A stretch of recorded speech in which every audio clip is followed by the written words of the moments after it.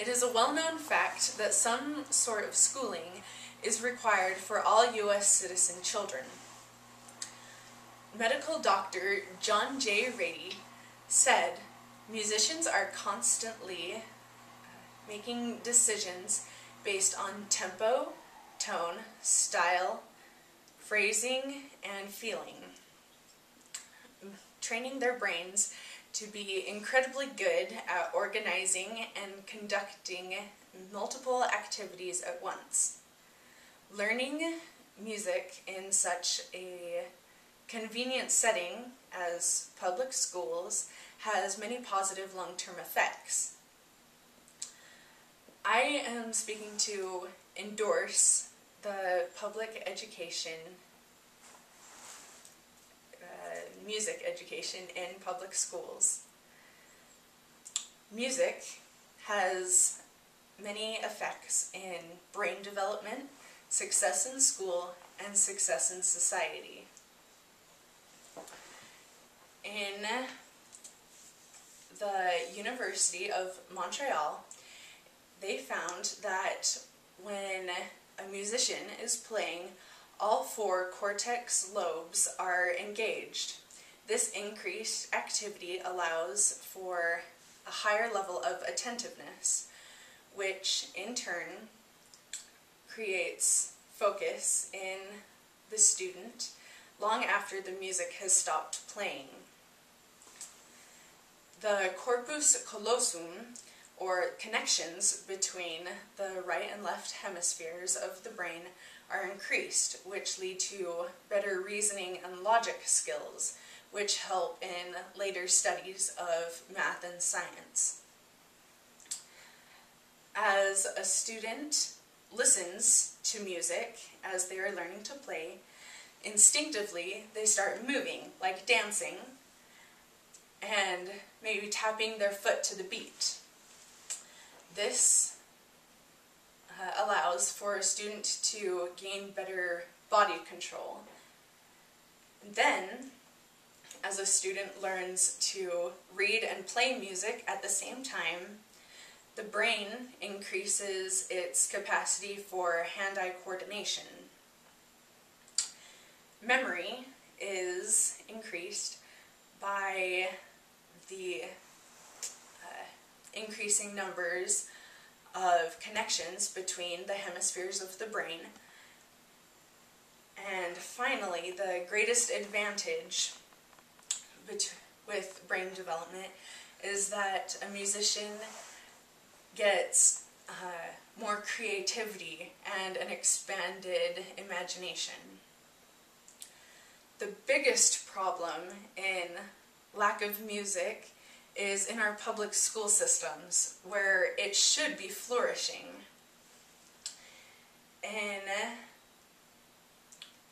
the neurological research of 1997, which is a scientific journal, scientists found that test scores were higher in musicians in high school than they were in non-musicians in high school. When they conducted experiments to find out why, they found that the brain, when listening and playing music, released neurons. These neurons allowed for the musicians to remain calm and focused throughout the day, and so they were able to remember their lessons with clarity on their tests.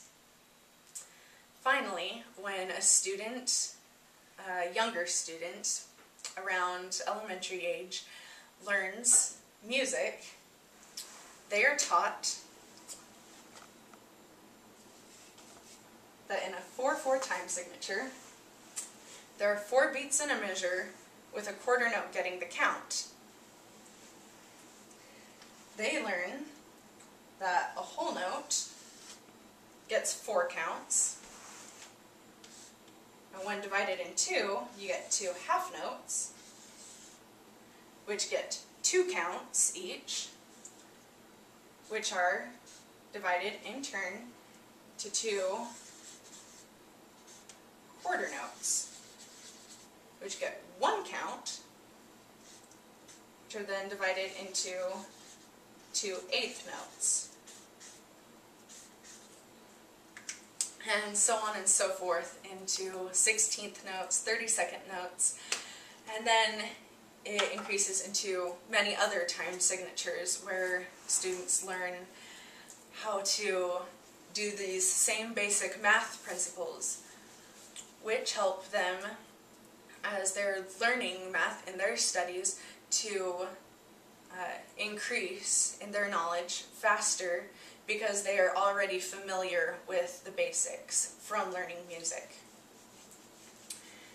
In the McGill University, they found that musicians are more emotionally stable, and that is why they can succeed so well in society. Along with being emotionally stable, the scientists at McGill University found that the students who had music training versus the students who didn't, the musicians had better self-esteem and a clear view of their accomplishments and positive attributes, whereas the non-musicians, although not poor, weren't as clearly defined in what they had accomplished in their lives.